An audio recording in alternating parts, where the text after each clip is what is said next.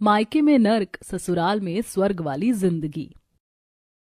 मानसी एक कमरे में एक टेबल पर कपड़े प्रेस कर रही होती है, तभी अचानक से लाइट चली जाती है। अरे ये अचानक से लाइट कैसे जा सकती है? अब क्या करूं? अंधेरे में तो मुझे कुछ दिखाई भी नहीं दे रहा है। लाइट गई 2 मिनट हो चुका था। अब क्या करूं? मुझे तो कुछ दिखाई भी नहीं दे रहा है। बाहर जाऊं भी तो कैसे जाऊं? वैसे अचानक से ये गंध कहाँ से आ रही है?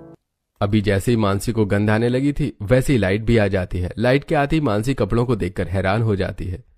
हे भगवान, ये क्या अनर्थ हो गया मुझसे? लाइट जाने की वजह से मैंने प्रेस को कपड़े पर ही छोड़ दिया था। ये कपड़ा तो पूरी तरह से जल गया है और ये कपड़ा तो नेहल का है। अगर उसे पता चल गया तो वो माँ से शिकायत कर देगी। हे भगवान, अब क्या करूं मैं? मानसी कपड़ों के जलने की वजह से डर ही रही, तभी उसका वो डर भी सच हो गया। उसी समय मानसी नेहल को कमरे में आते हुए देखती है। हे भगवान, अब क्या करूं? जल्दी से कपड़े छुपा मानसी।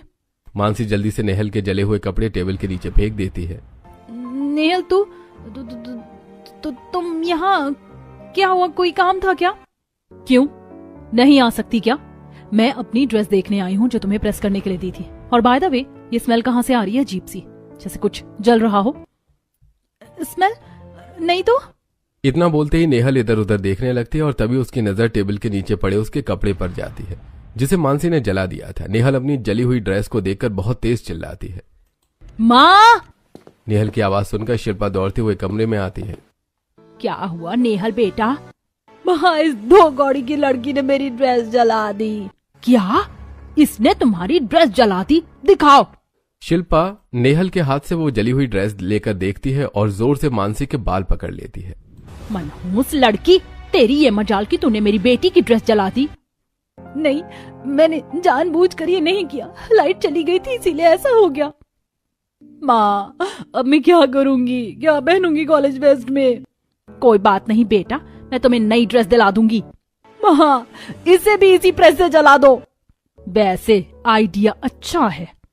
शिल्पा प्रेस गरम करके प्रेस को मानसी के हाथ से छुआ देती है, जिसके बाद मानसी बहुत तेज चिल्लाती है और रोने लगती है।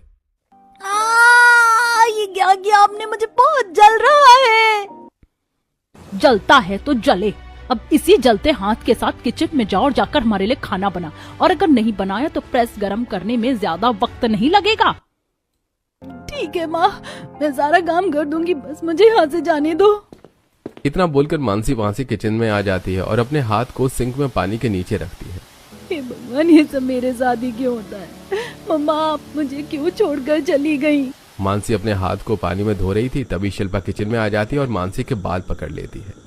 कामचोर,